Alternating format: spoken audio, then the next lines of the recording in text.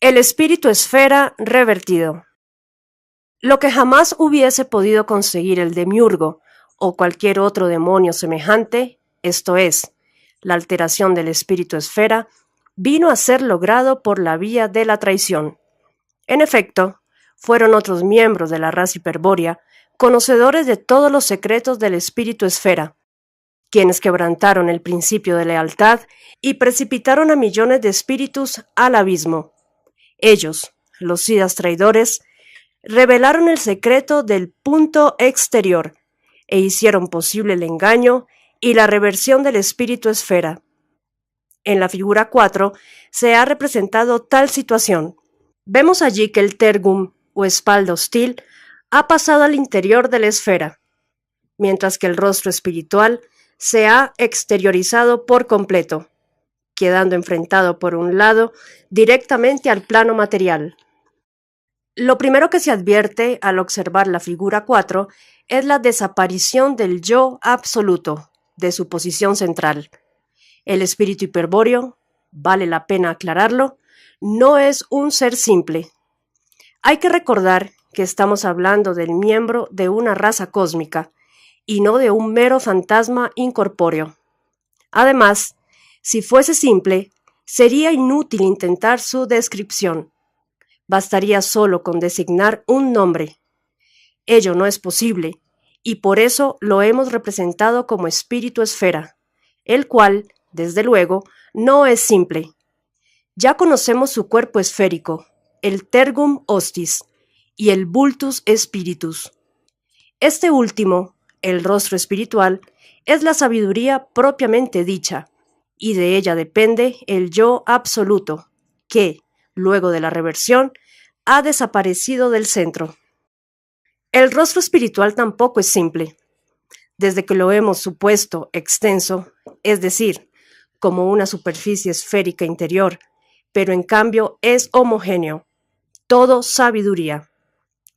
Tal homogeneidad espiritual se concreta en el yo absoluto, el cual es expresión de la síntesis absoluta con que el espíritu esférico se unifica y reúne en un solo punto central. Para expresar la unidad del espíritu esférico y su síntesis central, en sentido figurado, suponemos que la superficie representativa está compuesta por puntos que miran hacia el centro y allí se sintetizan en un único punto cardinal, el yo absoluto. Ahora bien, luego de la reversión, los puntos gnósticos ya no miran hacia el centro de la esfera, interiormente, sino en sentido completamente opuesto y exterior. ¿Qué ha ocurrido con el yo absoluto ahora? Su desaparición significa su extinción, el quebrantamiento de la unidad sintética de la sabiduría. En rigor, estas y otras preguntas que podrían proponerse se reducen a una sola. ¿Existe algún punto exterior al espíritu esfera que pueda ser visto simultáneamente por todos los puntos gnósticos del rostro espiritual? Se comprende que esta pregunta, así como cualquiera otra semejante, incluidas las dos propuestas en primer término, deben ser respondidas afirmativamente, pues en caso contrario, el yo absoluto no sería absoluto. El carácter de absoluto le viene por ser síntesis absoluta de la gnosis espiritual. Su suerte, hablando en sentido figurado, va ligada a la unidad de la sabiduría. Y si aquel se extingue, ésta ha de extinguirse también, es decir, ha de morir. Pero el espíritu esfera es inmortal, y su yo, un yo absoluto. Mas, si la respuesta debe ser afirmativa, si efectivamente existe un punto exterior a donde luego de la reversión se ha trasladado el yo absoluto, cabe preguntar a su vez, ¿a dónde está? O mejor, ¿a dónde puede estar un punto cardinal exterior que reciba simultáneamente todas las miradas de los puntos gnósticos? Para aproximarnos a la respuesta, tengamos en cuenta lo siguiente. En el espíritu esfera normal, figura 2, las miradas de los puntos gnósticos hacia el yo absoluto equivalían a proyecciones de los puntos de la superficie esférica interior sobre el punto central. Inversamente, se podría también decir que desde el yo absoluto es posible ver todos los puntos del rostro espiritual. O sea, desde el punto central de la esfera es posible proyectar un radio, o vector radián, es decir, un vector cuyo módulo es igual al radio, hacia cada uno de los puntos de la superficie esférica interior. Consideremos ahora, con este mismo criterio, al espíritu esfera luego de la reversión. Figura 4. El punto buscado debe ser tal que converjan sobre él la proyección de todos los puntos de la superficie exterior de la esfera. Sin embargo, es evidente a primera vista que la proyección normal de todos los puntos exteriores no converge, sino que diverge en todas direcciones, es decir, isotrópicamente. Pero podemos verificar con más rigor esa presunción si examinamos dos puntos gnósticos, A y B, tan cerca como se quiera uno de otro, y medimos la distancia entre cada vector proyectivo o mirada hacia el yo absoluto. En la figura 5A se demuestra que en el espíritu esfera normal, las miradas convergen hacia el yo absoluto del centro, es decir, los vectores se juntan cada vez más entre sí, a medida que se acorta la distancia al centro. Por el contrario, las miradas procedentes de los puntos exteriores, en el espíritu revertido, tienden a separarse cada vez más entre sí, a medida que se alejan de la superficie esférica. ¿Qué nos dice esto? Para empezar, que el punto exterior de convergencia no puede estar cerca del espíritu esfera, puesto que las miradas, es decir, los vectores proyectivos, se separan entre sí en todas direcciones. Pero cuán lejos puede estar dicho punto no resulta tan evidente, ya que si proyectamos todas las miradas, o sea, si consideramos la proyección completa de la superficie esférica ilimitadamente hacia toda dirección, acabaremos por abarcar la totalidad del espacio cósmico. ¿A dónde está entonces el punto exterior de convergencia? Respuesta: en el infinito. Por ejemplo, si consideramos solo 4 puntos gnósticos, 1, 2, 3 y 4, tal como se muestra en la figura 6, situados en partes opuestas de la superficie esférica, y los proyectamos ilimitadamente en dirección de 4 puntos de referencia arbitrarios, N, S, E y O, podemos afirmar que dichos vectores proyectivos coincidirán al término de su trayecto en un único punto común, situado en el infinito. Pero hay más. Si de la misma manera proyectamos todos los puntos gnósticos, es decir, la superficie esférica entera, ilimitadamente hacia todas las direcciones posibles, estos acabarán por encontrarse igualmente en un único punto común infinito o polo. En la figura 7 se ha representado un punto semejante, violeta. A él llegan los infinitos vectores que parten de los infinitos puntos gnósticos del espíritu esfera. En la figura dibujamos solo 16 de los infinitos vectores. El polo infinito es, en rigor, el mismo punto extremo de cada uno de los vectores. Naturalmente, no es posible construir un esquema del espíritu esfera, como en la figura 5b o 6, en el cual estén dibujados los infinitos vectores en toda su extensión infinita, hasta llegar a la coincidencia extrema de la figura 7. Ni tan solo sería posible representar algunos de ellos. Un solo vector, cuyo módulo o extensión sea infinito, sobrepasa las dimensiones de cualquier esquema gráfico.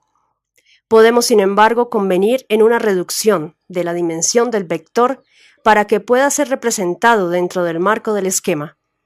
Para ello, solo hay que recordar que el punto extremo del vector es siempre el polo infinito. Ahora bien, si dibujamos infinitos vectores de, por ejemplo, 1 centímetro de módulo, en un esquema como el de la figura 4, o 5b, o 6, etc., y marcamos el extremo de cada uno de ellos con un punto violeta, en representación del polo infinito, comprobaremos que todos estos puntos forman un círculo violeta, exterior al espíritu esfera, y a 1 centímetro de distancia. En la figura 8 se muestra un esquema semejante, aunque por motivos de claridad solo se han dibujado 16 vectores. Resulta así que el polo infinito, representado en la finitud del esquema gráfico, es equivalente a un círculo externo, al espíritu esfera revertido.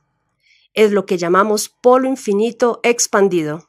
Pero no hay que olvidar que el esquema solo muestra una sección, o corte del espíritu esfera, en el espacio, es decir, considerando las 3 dimensiones de la esfera, los infinitos vectores que parten de cada punto gnóstico, si tienen también un módulo convenido de 1 centímetro. Por ejemplo, formarán con sus puntos extremos violeta una esfera violeta, exterior al espíritu esfera y a 1 centímetro de distancia. Ha llegado el momento de extraer una conclusión.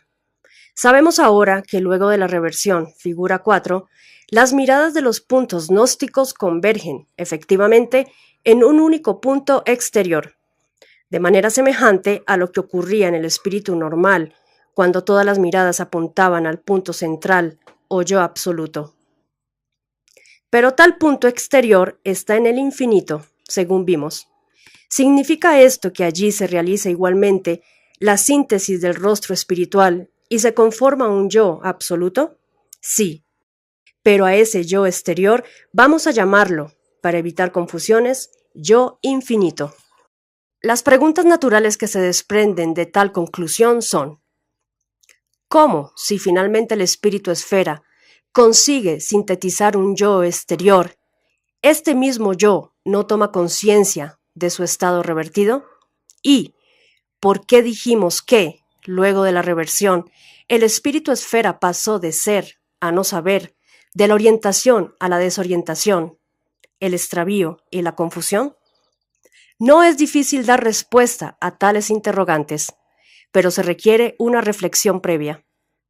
En verdad, el motivo por el cual el yo infinito es ignorante de su situación guarda estrecha relación con el motivo por el cual no hemos podido representar el polo infinito en el esquema de la figura 8. La relación de inconmensurabilidad que guarda lo finito con lo infinito, cuando lo infinito aparece como extremo o límite de una distancia ilimitada.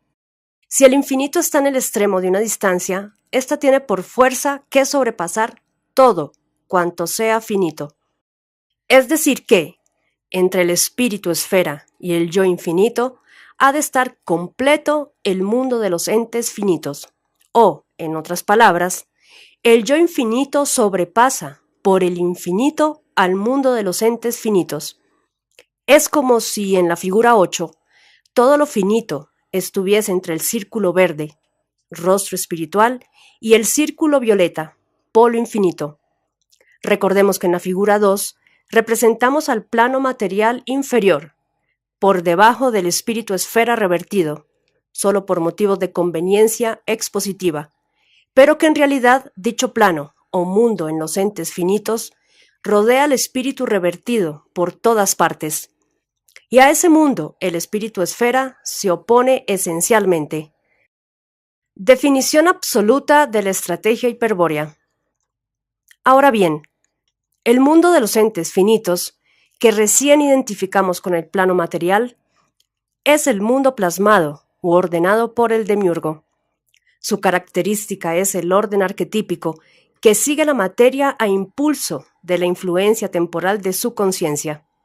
Es lo que en el Tíbet denominan gran aliento, pero que nosotros preferimos llamar tiempo. Tal orden arquetípico condiciona y determina a todo ente en su ser, o su llegar a ser, es decir, en su finitud. Esto ha de entenderse así. Un arquetipo universal es una idea pensada por el demiurgo y sostenida por éste, en una especie de memoria cósmica, en el plano arquetípico, pero los arquetipos no son meras imágenes estáticas, modelos, moldes o paradigmas, fijados en la eternidad, sino que, por el contrario, constituyen gérmenes provistos de un poderoso impulso evolutivo. Tal impulso procede del aliento del demiurgo, y a su ritmo, dichos gérmenes arquetípicos maduran y se despliegan en la materia, intentando concretar su perfección final. Esa perfección, que ya se encuentra en estado potencial desde el comienzo del desarrollo evolutivo, se denomina entelequia y es en rigor el arquetipo mismo. La entelequia es lo que está plegado o potenciado en el arquetipo y que como germen, éste actualiza tras su despliegue. Por eso, si bien la entelequia es la perfección final a la que apunta la evolución, ella está puesta también en principio como potencia del arquetipo universal, como perfección inicial. Hay así coincidencia formal entre el arquetipo universal y su entelequia. Los arquetipos son universales, lo que constituye la individualidad de cualquier ente particular en el plano material. Es la actualización de las mónadas. Las que provienen de la primera emanación del demiurgo y a las que se impulsa a evolucionar siguiendo el orden que impone en la materia el despliegue planificado de los arquetipos universales. Es decir, que la evolución se desarrolla acorde con planes cósmicos, que en realidad son poderosos arquetipos llamados Manú.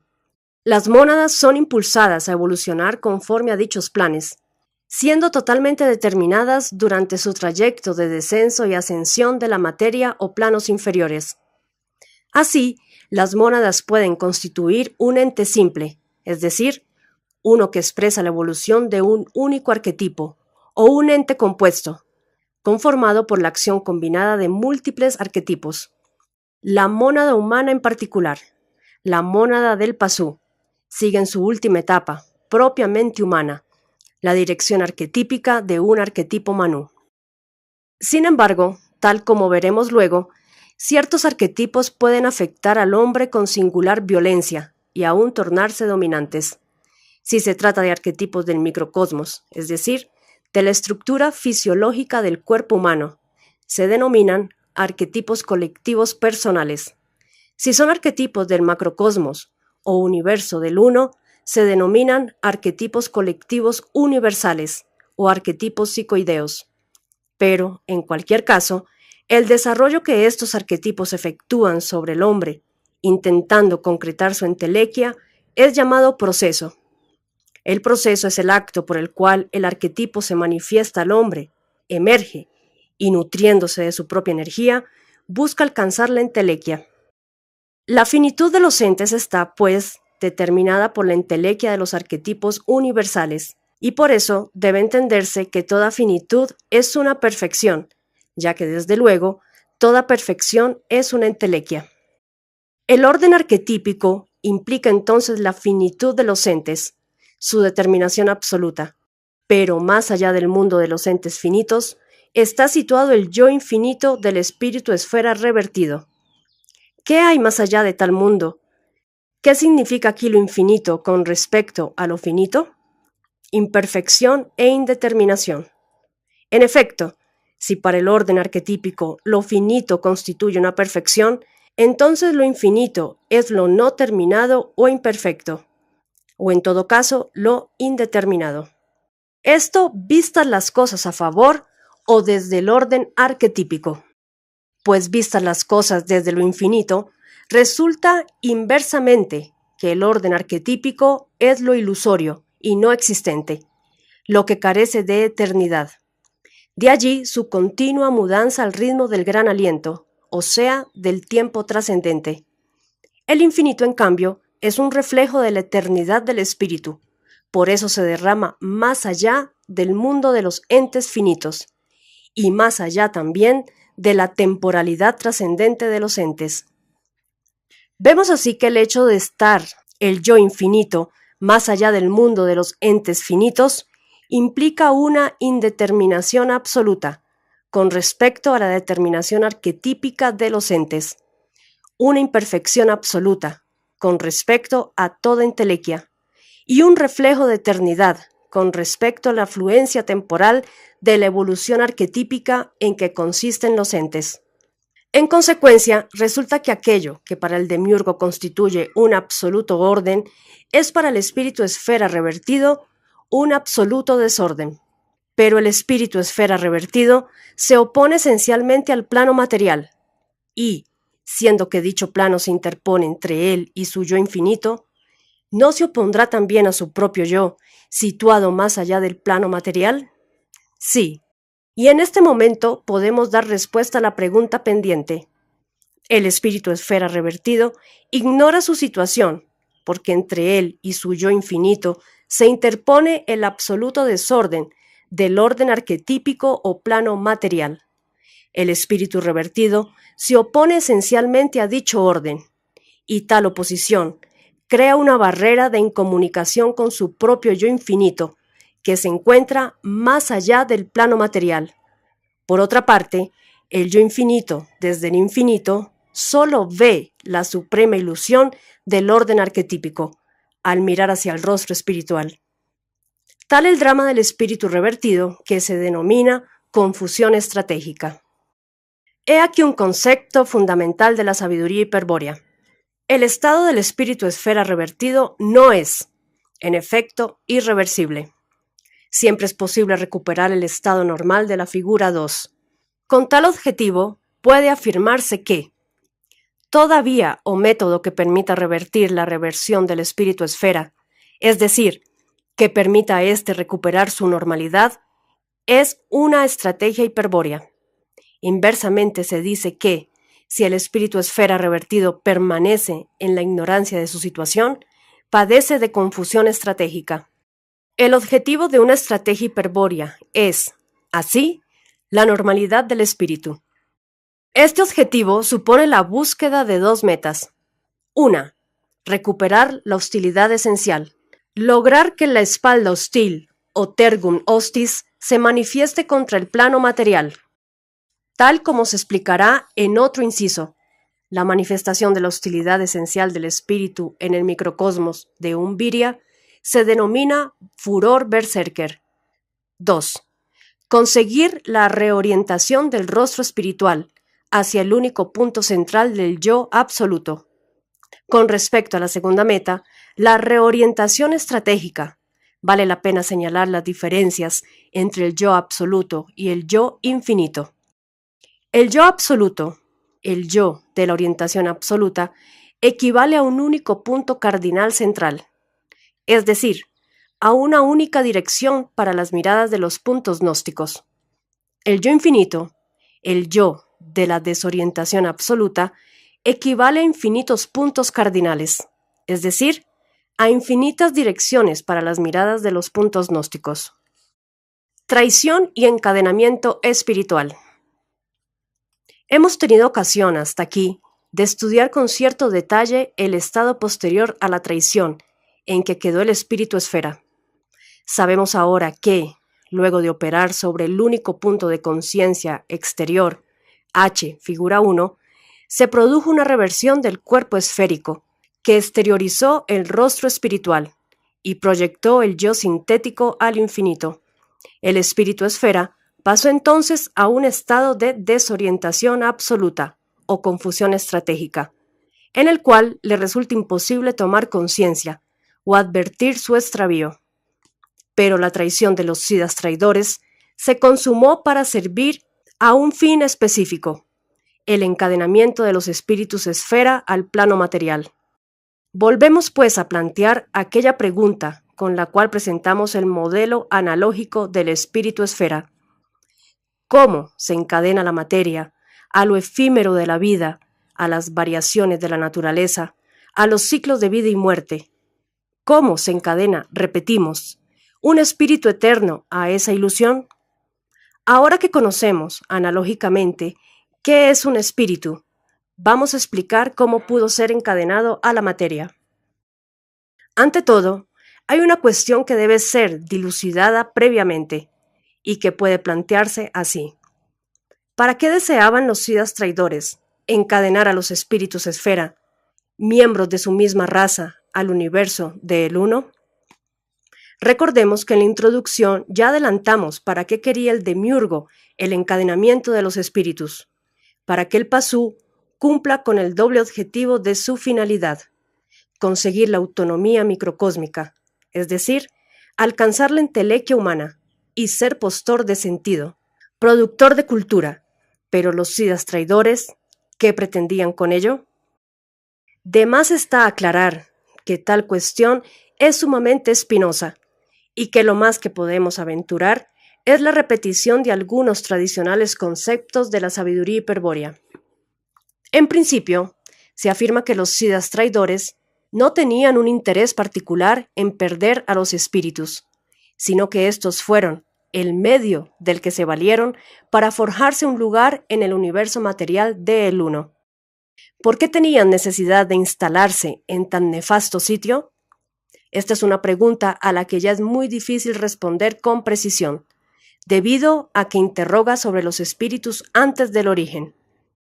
Como hemos repetido muchas veces, nada puede afirmarse, a no ser a título de suposición, sobre el mundo originario del espíritu, al que calificamos de incognoscible. Por el mismo motivo, los hiperbóreos jamás hablan de Dios, en sentido pleno, y prefieren referirse a jefes espirituales, grandes guías o avatares. Según la sabiduría hiperbórea, solo los espíritus normales, es decir, estratégicamente orientados, tienen un concepto verdadero de Dios. Para cualquier otro estado espiritual, fuera de la normalidad, Dios es incognoscible. Está más allá del origen, un origen que se perdió por la desorientación espiritual, y por eso se le llama simplemente el incognoscible. Renunciando pues de antemano a indagar sobre el origen, la sabiduría hiperbórea es más clara con respecto a lo que sucedió en un principio. La raza hiperbórea, de los espíritus esfera, ingresó al universo de El Uno, es decir, se situó frente a él, procedente del origen. No se sabe por qué vinieron. Ya allí se produjo una disputa entre los jefes.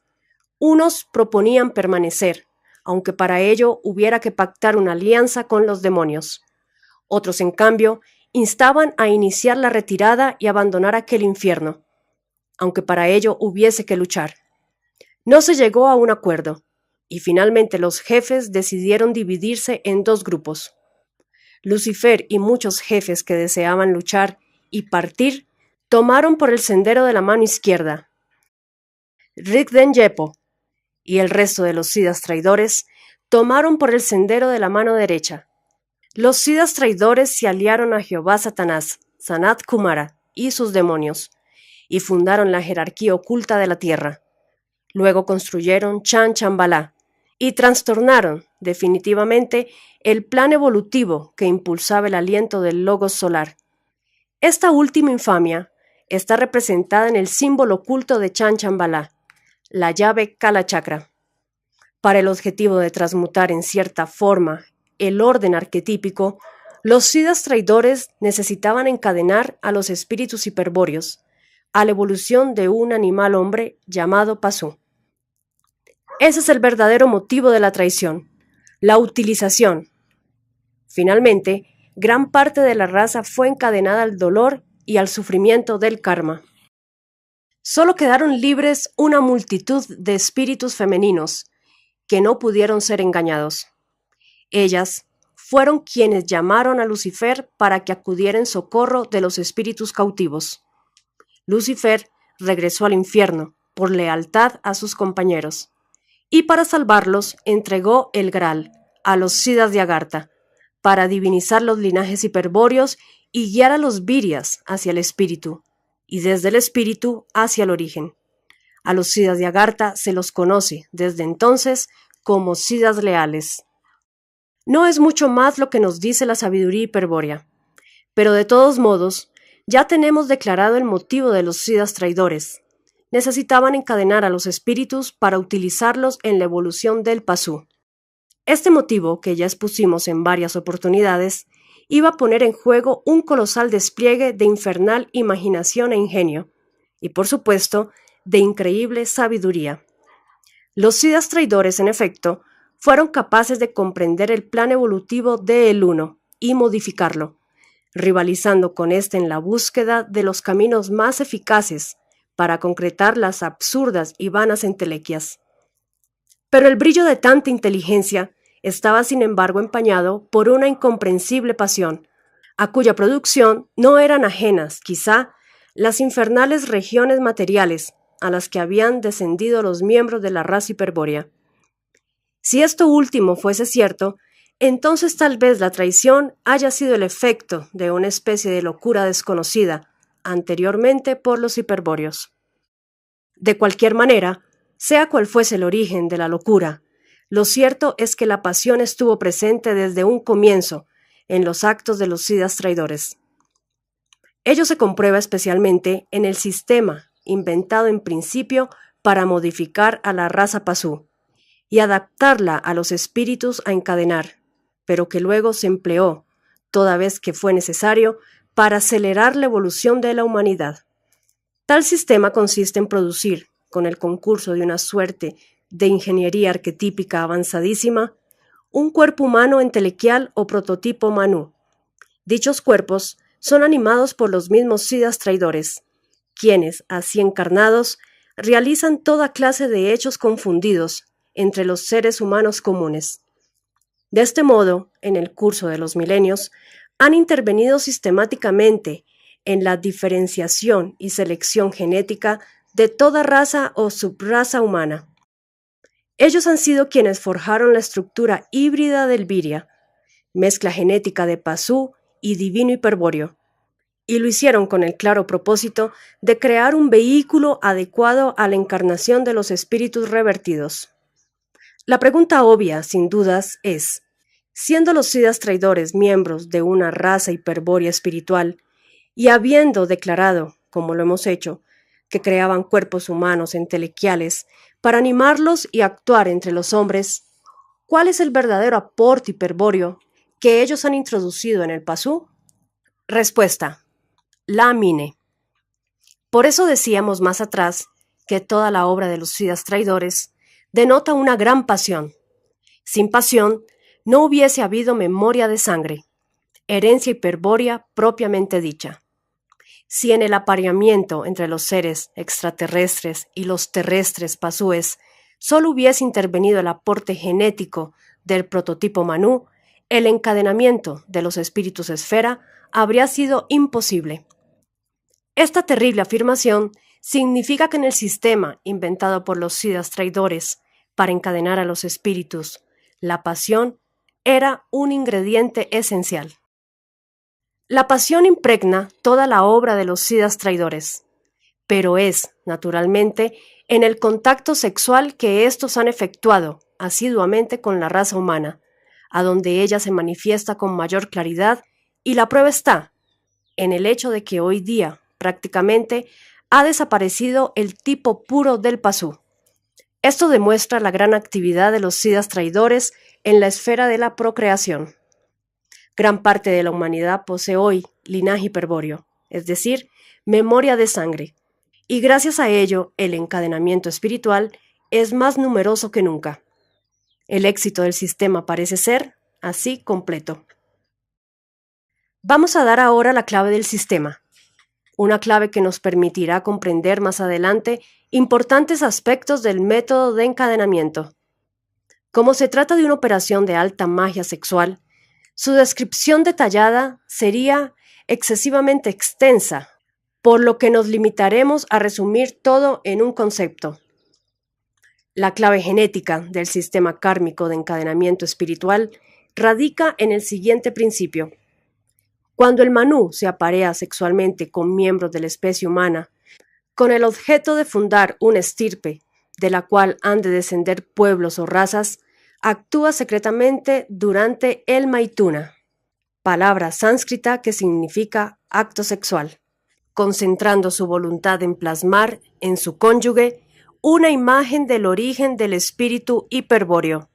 Así se constituye en la memoria de sangre el recuerdo del origen, el cual es una auténtica herencia perpetua del manú sida traidor, y se plasma en la sangre, y no en cualquier otra substancia, porque la fuerza plasmadora empleada es la pasión. Pasión en el maituna, o si se quiere, amor.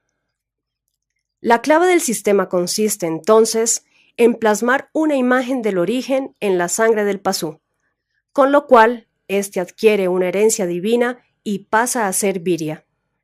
Solo cabe reiterar que tal donación no tiene ningún carácter bondadoso, sino que apunta al encadenamiento de los espíritus revertidos. operación que veremos más adelante cómo se concreta. Puede considerarse para mayor claridad que la plasmación del símbolo del origen es la primera parte de un plan en 2 etapas, la segunda de las cuales sería el encadenamiento propiamente dicho. La creación de la mine tendría así el único objeto de facilitar, ya veremos cómo, la liga del espíritu con la materia. Por eso la imagen plasmada del origen debe ser íntima y secreta, necesariamente inconsciente. Fuera del objeto para el que fue creada, a los siddhas traidores no les interesa que el recuerdo de sangre se recuerde realmente, y en la práctica de su sistema kármico, todo se haya orientado a impedir que nadie acceda nunca a la imagen del origen. Justamente fue la acción ofensiva de Lucifer, al depositar el Graal en el plano material, la que hizo posible que el hombre recordase que no es de aquí, y su linaje quedase en adelante divinizado. Por último, hay que advertir que la traición blanca de los siddhas traidores produjo consecuencias en otros mundos, de los cuales el hombre contemporáneo no tiene ni la menor idea de su existencia. En esos mundos también fueron encadenados espíritus eternos, dando lugar a formas de vida cuya existencia es inconcebible para la mentalidad científica actual. Estos seres, que también son virias, habitan otros espacios de significación macrocósmicos, de los cuales se hablará en el artículo E del inciso El Viria despierto. Es tan grande el desconocimiento sobre tales mundos que en el desarrollo del presente libro de Fundamentos de la Sabiduría Hiperbórea nos hemos de referir casi exclusivamente al encadenamiento espiritual en la Tierra y en esta etapa histórica de fin del Kali Yuga. Pero no hay que olvidar en ningún momento que tal exposición requiere ser ulteriormente complementada con una visión completa, polidimensional, del fenómeno del encadenamiento espiritual, visión que solo será posible de experimentar si se accede a la iniciación hiperbórea de la sangre pura.